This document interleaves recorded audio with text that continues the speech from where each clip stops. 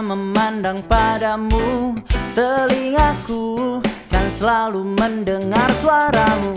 Mulutku dipenuhi pujian, berikan damai di jiwaku. Hidupku untuk beritakan firman-Mu dan genapi rancangan-Mu untuk dunia. Dengan kuasa yang Kau berikan bagiku, pakaiku jadi saksi-Mu. Dia ada di sini, Yesus ada di sini. Dia ada bagiku, Dia ada bagimu.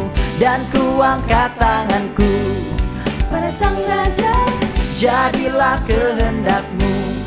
Yesus Tuhanku, pergi dan nyatakan kasih-Mu, membawa hadirat-Mu.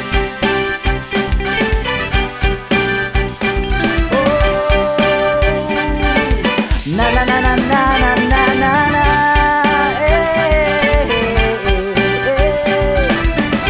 Mari bersama-sama dimanapun berada katakan, hidupku, hidupku untuk beritakan firman-Mu dan genapi rancangan-Mu untuk dunia. Dengan kuasa yang Kau berikan bagiku, pakaiku jadi saksi-Mu. Dia ada di sini, Yesus ada di sini. Dia ada bagiku, Dia ada bagimu. Dan ku angkat tanganku pada Sang Raja, jadilah kehendak-Mu. Yesus Tuhanku, pergi dan nyatakan kasih-Mu, membawa hadirat-Mu.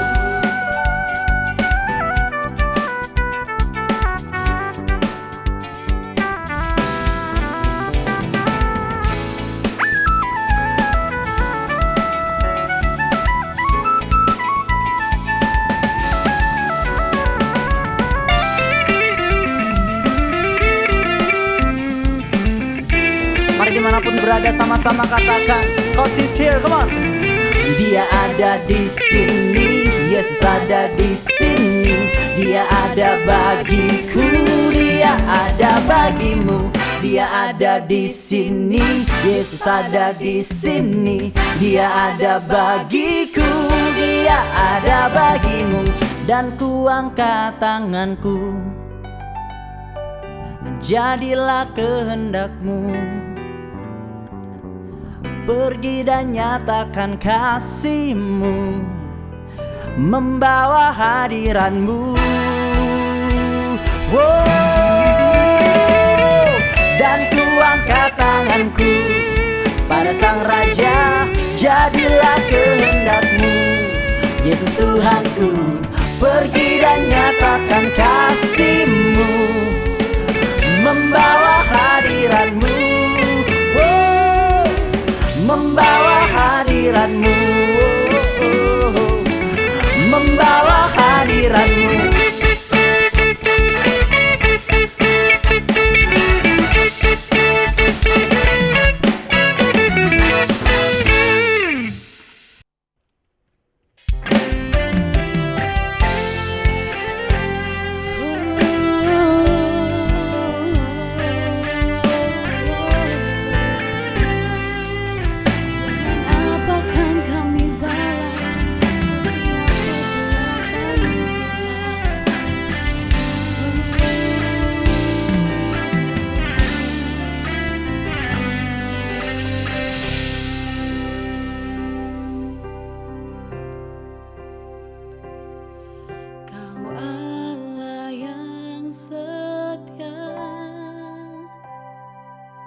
Bapa yang mulia,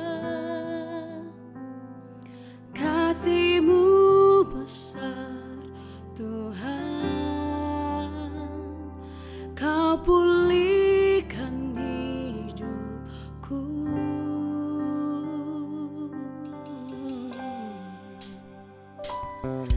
Kaulah harapanku,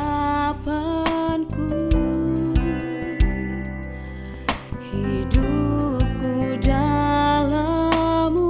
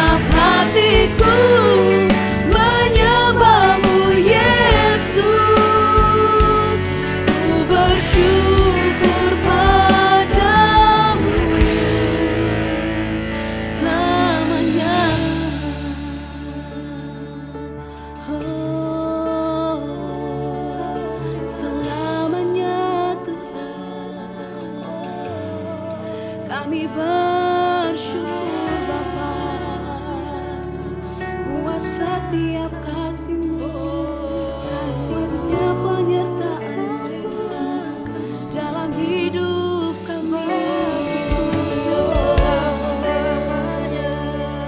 Terima kasih Tuhan, Engkau sungguh luar biasa dalam hidup kami.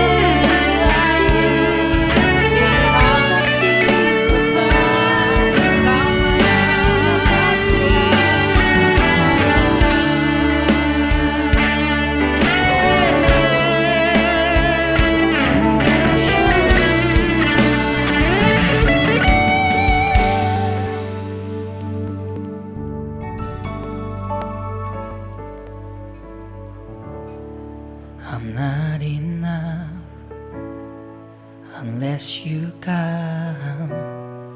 Will you meet me here again? 'Cause all I want is all you are. Will you meet me here again? I'm not enough unless you come. Will you meet me here again? 'Cause all I want is all you are. Will you meet me here again? Oh, I'm not enough unless you come. Will you meet me here again? Oh, 'cause all I want is all you are. Will you meet me here again?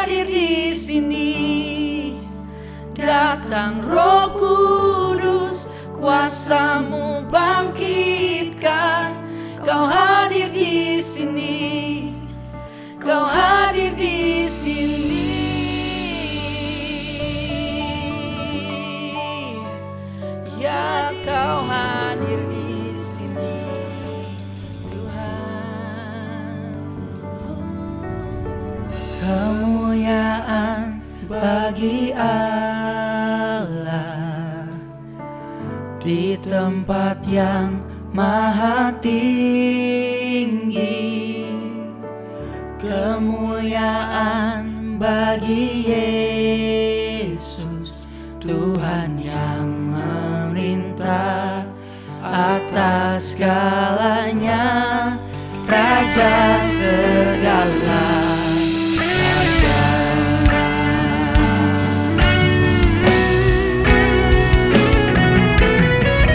Kemuliaan bagi Allah di tempat yang maha tinggi. Kemuliaan bagi Yesus, Tuhan yang memerintah atas segalanya, Raja segala raja. Kemuliaan bagi Allah di tempat yang maha tinggi. Kemuliaan bagi Yesus, Tuhan yang memerintah atas segalanya, Raja segala raja.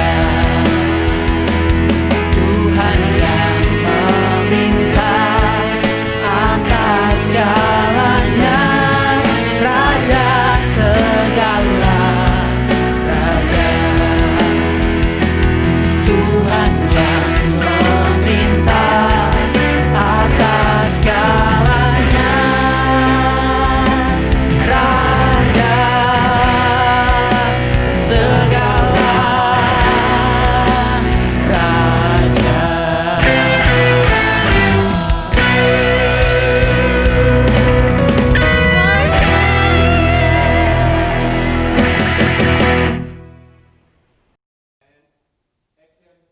Shalom. Ya, saya percaya kasih karunia anugerah Tuhan luar biasa dalam hidup kita. Kita sedang bersiap untuk masuk di new normal Bapak Ibu Saudara. Dan saya percaya penyertaan Tuhan sempurna atas setiap kita. Mari sebelum kita mendengarkan firman Tuhan, kita sama-sama berdoa. Tuhan, kami mengucap syukur kalau hari ini kami masih ada Tuhan, untuk kami boleh menikmati berkat-berkat yang Tuhan berikan, curahkan, sediakan bagi hidup kami. Dan terima kasih Tuhan Yesus buat segala sesuatu yang Kau kerjakan dalam kehidupan kami. Dan biarlah setiap kami Bapa boleh belajar mendengar apa yang menjadi tuntunan dan arahan dari firman-Mu Bapa. Urapi hamba-Mu, biarlah hamba-Mu menyampaikan apa yang menjadi isi hati-Mu Tuhan. Di dalam nama Yesus kami berdoa dan mengucap syukur. Haleluya. Amin. Haleluya. Tidak ada yang satu kebetulan bahwa di hari pencurahan Roh Kudus ini saudara, kita ada di tengah-tengah di mana kita juga disuruh untuk banyak-banyak di rumah menanti-nantikan saudara. Tidak hanya menantikan, saya percaya tidak hanya menantikan pandemi ini berlalu, tapi ada hal yang lebih penting, yaitu kita menanti-nantikan bagaimana Tuhan bekerja dalam kehidupan kita. Dan saya percaya di waktu-waktu ini Tuhan gerakkan kita untuk terus berdoa, terus berdoa, terus berdoa. Baik di dalam keluarga kita, baik juga dengan komunitas di gereja kita terus berdoa. Karena saya percaya ketika kita menabur doa dalam setiap hari saudara, saya percaya setiap kita dipakai Tuhan untuk dijadikan alat untuk menyatakan kemuliaannya melalui doa-doa kita. Dan hari ini adalah hari Pentakosta, di mana kita memperingati pencurahan Roh Kudus 2000 tahun yang lalu, di mana murid-murid Yesus berkumpul, rasul-rasul berkumpul di loteng Yerusalem dan mereka menerima pencurahan Roh Kudus. Mari kita semua sama-sama melihat dan bagaimana kerja daripada Roh Kudus atas setiap murid-murid dan rasul-rasul. Sangat luar biasa. Mari kita mau belajar dari kitab Yeskiel 37, perikopnya tentang kebangkitan Israel. Dan saya mau bilang Israel saudara dan saya, jadi saya bisa bilang bahwa ini kebangkitan kita. Kebangkitan kita.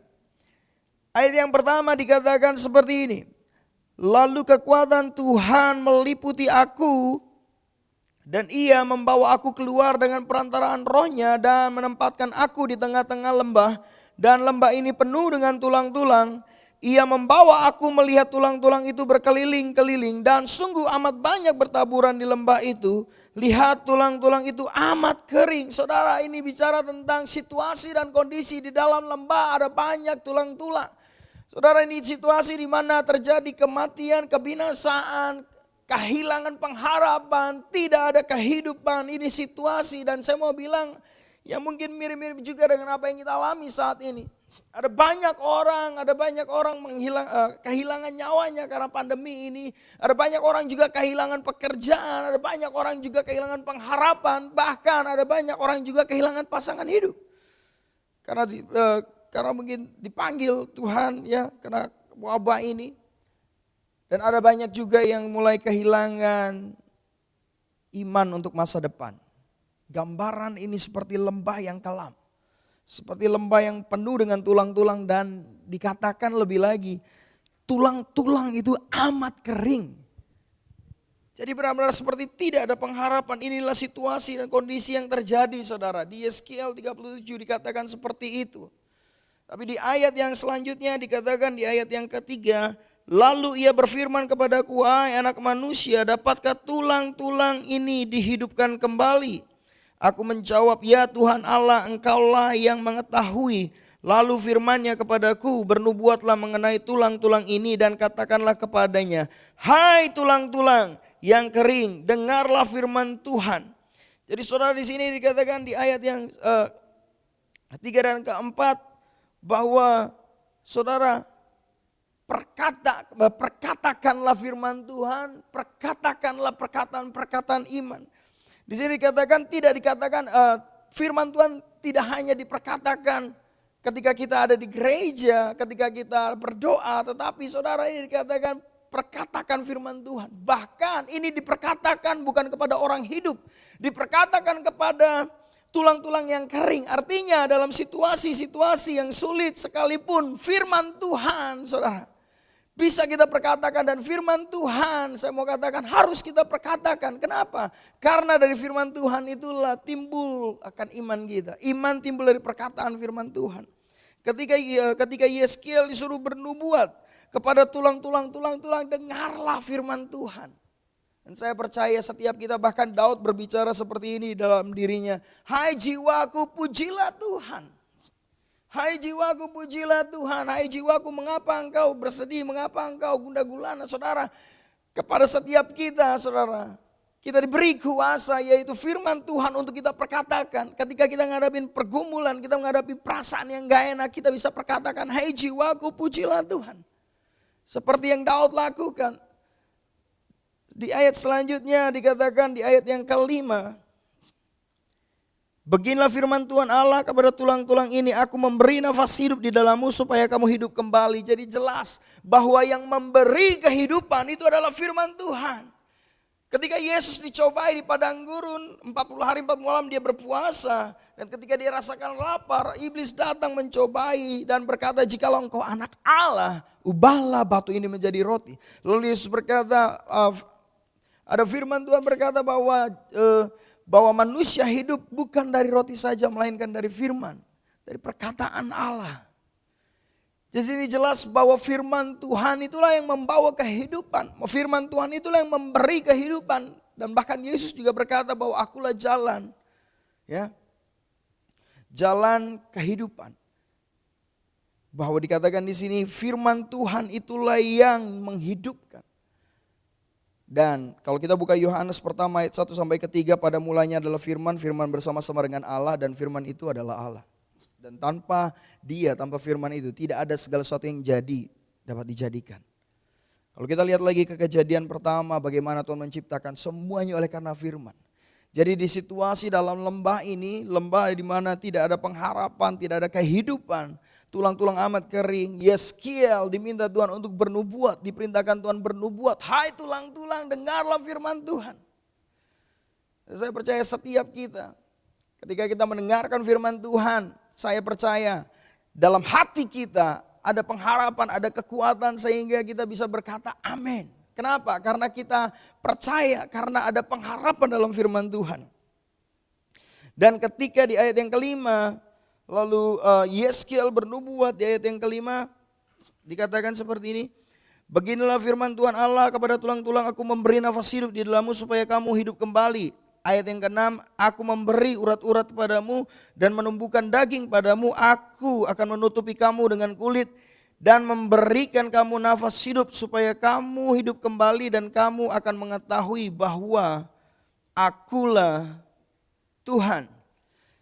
Jadi saudara dikatakan ketika Yeskiel bernubuat pada tulang-tulang mulai muncullah urat-urat lalu daging-daging dan kulit menutupi.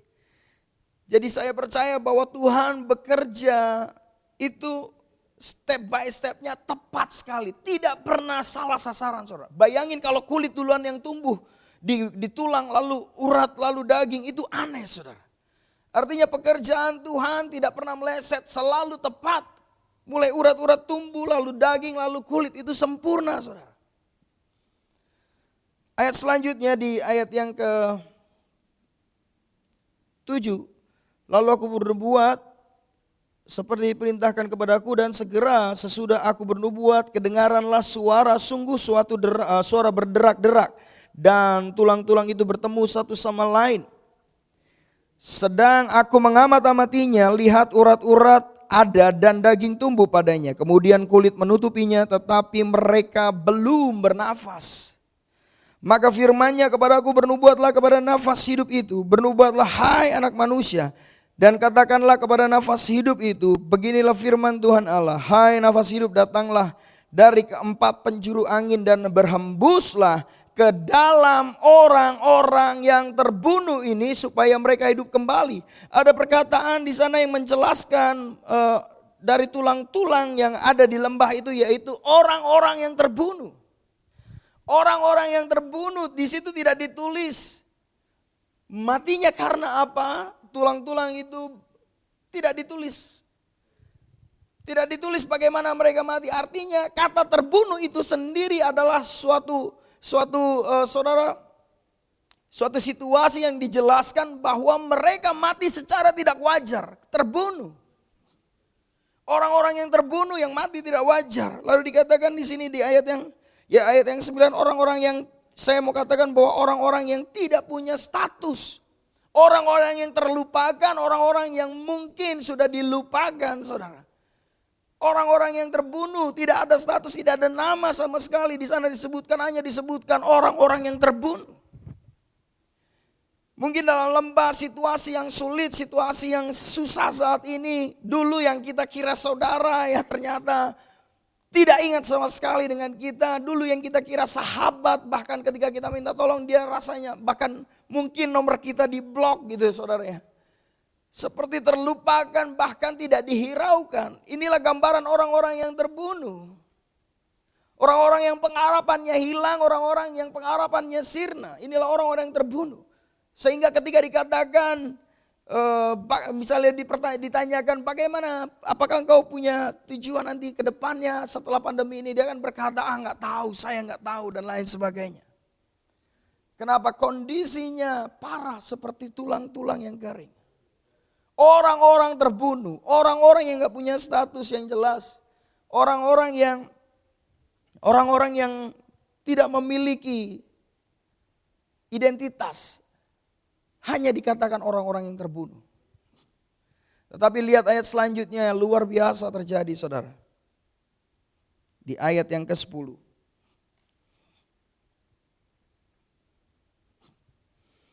Lalu aku bernubuat seperti diperintahkannya kepadaku. Dan nafas hidup itu masuk di dalam mereka. Sehingga mereka hidup kembali. Mereka menjejakkan kaki suatu tentara yang sangat besar. Mereka yang awalnya dikatakan orang-orang yang terbunuh, gak punya identitas, gak punya tujuan hidup. Lalu ketika nafas hidup itu berembus dan mereka hidup kembali, berdirilah suatu tentara yang sangat besar saudara. Mereka sudah memiliki identitas dari orang yang terlupakan, orang yang mungkin gak tahu dari mana. Ketika firman Allah dinyatakan dan mereka hidup kembali, mereka punya tujuan, mereka punya visi. Kenapa? Karena di situ ditulis dengan jelas mereka menjadi suatu tentara yang sangat besar. Seorang tentara pasti punya tujuan, seenggak-enggaknya seorang tentara pasti punya perintah dari atasannya sehingga dia mengerti apa yang harus dia lakukan. Dan saya percaya saudara dan saya adalah tentara, ya tentaranya Tuhan yang Tuhan tentukan. Kenapa? Karena ada order, ada perintah yang Tuhan berikan dalam hidup kita. Dari orang yang dulu kita nggak tahu siapa, nggak tahu apa-apa, atau bahkan dari orang yang tidak berdaya. Ketika Roh Kudus, saya percaya saudara, ketika Roh Kudus memberi kehidupan kepada kita, dan saya percaya sama seperti kalau kita lihat dari rasul-rasul, khususnya kita belajar dari yang namanya Rasul Petrus. Sebelum pencurahan Roh Kudus, Petrus yang merasa dirinya dia sanggup menolong Tuhan. Bahkan dia berkata, Tuhan, aku rela mati bagi Engkau. Lalu Yesus berbicara kepadanya, sebelum ayam berkokok 3 kali, engkau sudah menyangkal aku 3 kali. Petrus yang awalnya mencoba dengan kekuatannya mengikuti Tuhan, gagal. Ketika di Taman Getsemani Yesus ditangkap, Petrus mengeluarkan pedang lalu memotong telinga dari pengawal itu. Setelah itu ketika Petrus mengikuti Yesus, ketika ditangkap di pelataran rumah imam besar, saudara, Petrus waktu itu ditanyakan seorang hamba, engkau juga orang Galilea yang biasa bersama-sama dengan Yesus? Lalu dia menyangkal, enggak, bukan aku. Padahal dia tahu betul, saudara. Karena dikatakan orang Galilea itu punya lafal yang beda, punya saudara ya, punya logat yang berbeda. Kalau Indonesia semua logat banyak yang berbeda, yang kental itu logat orang Batak gitu saudara. Logat orang Madura, logat orang Banyumas. Gak mungkin kalau ditanya, kamu pasti dari Madura gitu kan. Lalu dia bilang, oh gak mungkin Pak, saya bukan dari Madura. Gak mungkin Pak. Jadi gak bisa orang bilang kalau logatnya udah jelas logat Madura, lalu dia bilang bukan dari Madura. Tapi Petrus tetap menyangkal bahwa dia tidak mengenal Yesus. Setelah 3 kali ayam berkokok, lalu Petrus ingat akan perkataan Yesus. Dan di situ dikatakan bahwa Petrus sangat sedih. Setelah itu yang terjadi pada Petrus, jadi orang yang bimbang, tidak tahu arah, saudara. Ketika dikabarkan bahwa kubur Yesus kosong, dia lari yang paling pertama untuk menjumpai. Kenapa? Karena ada rasa bersalah yang sangat dalam hati Petrus. Ada rasa bersalah yang sangat sehingga dia mau membereskan hatinya. Tuhan gitu ya, mau istilahnya kayak mau bayar salah, saudara. Dia ke kubur dan kubur itu kosong. Akhirnya di Danau Galilea, di suatu hari di Danau Galilea sebelum Yesus terangkat ke sorga. Tiba-tiba Petrus bilang, aku mau menjala ikan. Petrus yang sudah Tuhan katakan bahwa engkau akan kujadikan dari penjala ikan menjadi penjala manusia. Petrus yang sudah diberikan identitas sama Tuhan untuk menjadi penjala manusia, dia meninggalkan. Dia seperti tulang-tulang yang kering, tidak punya pengharapan. Lebih baik aku balik ke manusia lama aku. Aku balik ke yang dulu. Ya. Lalu di danau itu, Danau Galilea itu disitulah dia bertemu dengan Yesus dan alami pemulihan hatinya. Saudara sudah tahu cerita ini bahwa Yesus menanyakan kepada Petrus 3 kali, apakah engkau mengasihi aku? Ya Tuhan gitu ya. Gembalakanlah domba-domba aku. Di situ saya melihat bagaimana Yesus tetap mempercayakan Petrus untuk membalakan domba-dombanya. Enggak peduli kegagalan yang sudah dia buat. Tapi saudara selanjutnya setelah Yesus naik ke sorga, lalu murid-murid menanti-nantikan 10 hari. Mereka menanti-nantikan Roh Kudus dan di hari yang ke-10 Ya, dari kenaikan Yesus sampai sekarang ini hari yang ke-10. Roh Kudus dicurahkan, apa yang terjadi saudara?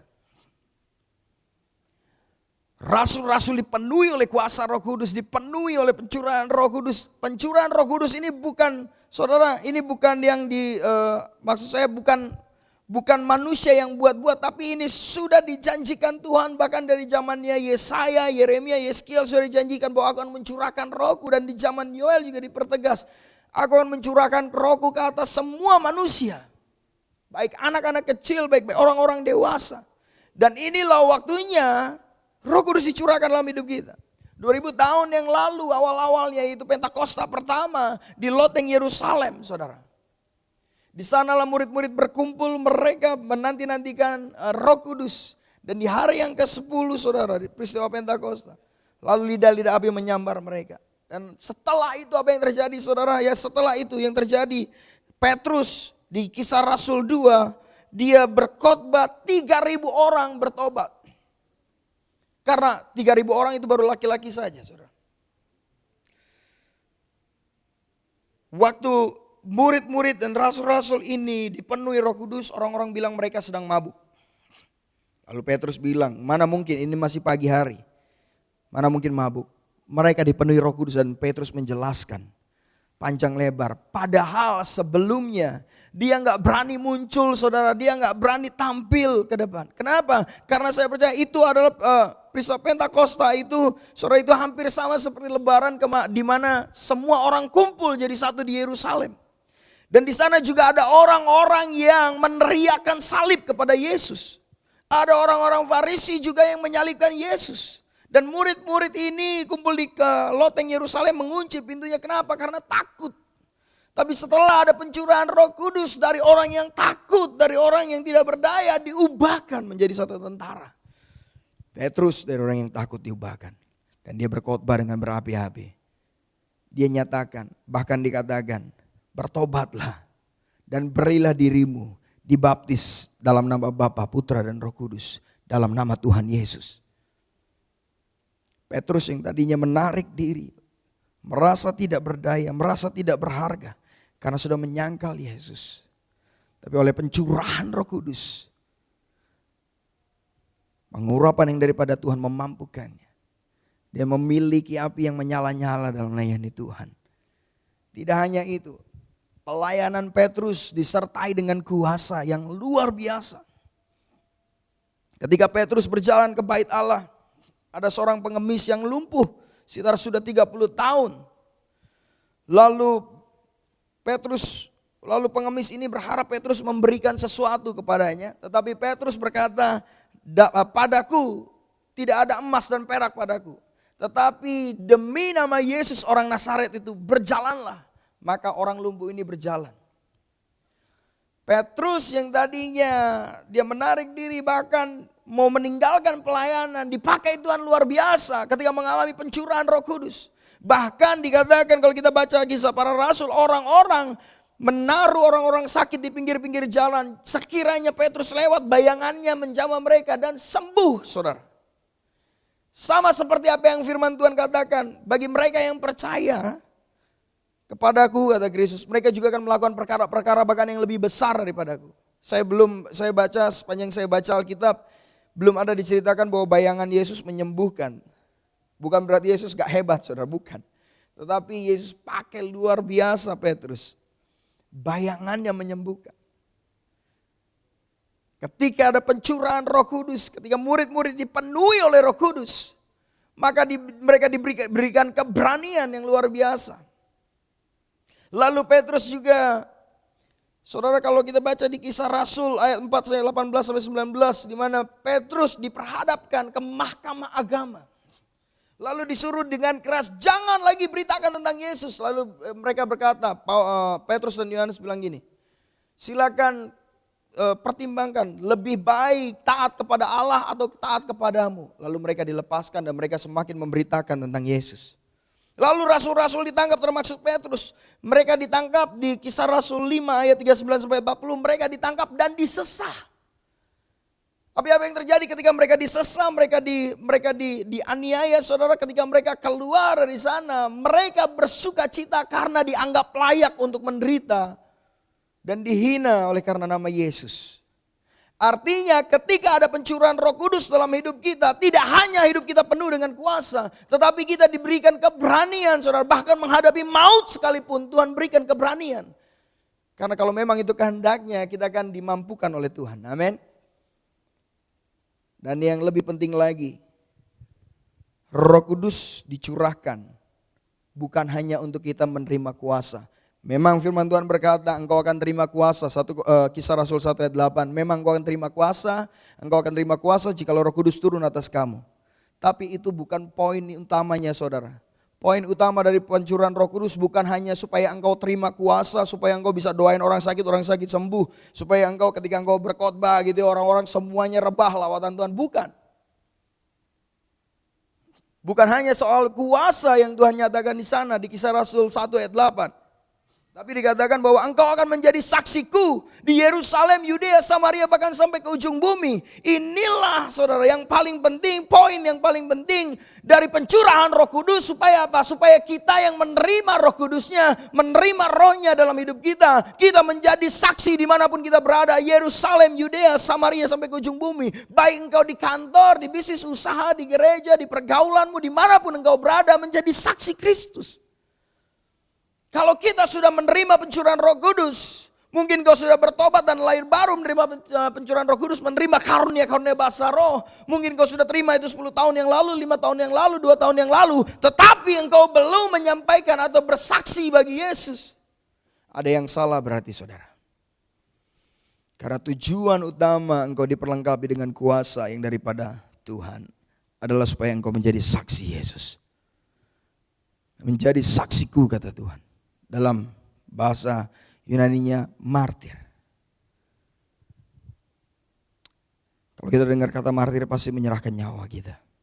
Karena memang firman Tuhan sudah berkata, barang siapa yang takut kehilangan nyawanya, dia akan kehilangan. Tapi barang siapa yang kehilangan nyawanya oleh karena namaku, dia akan mendapatkannya. Jadi saya percaya bahwa peristiwa Pentakosta, pencurahan Roh Kudus, bukan hanya sekedar buat kita dibangkitkan dari tulang-tulang yang amat kering di dalam lembah menjadi satu tentara yang besar. Tidak hanya sekedar itu.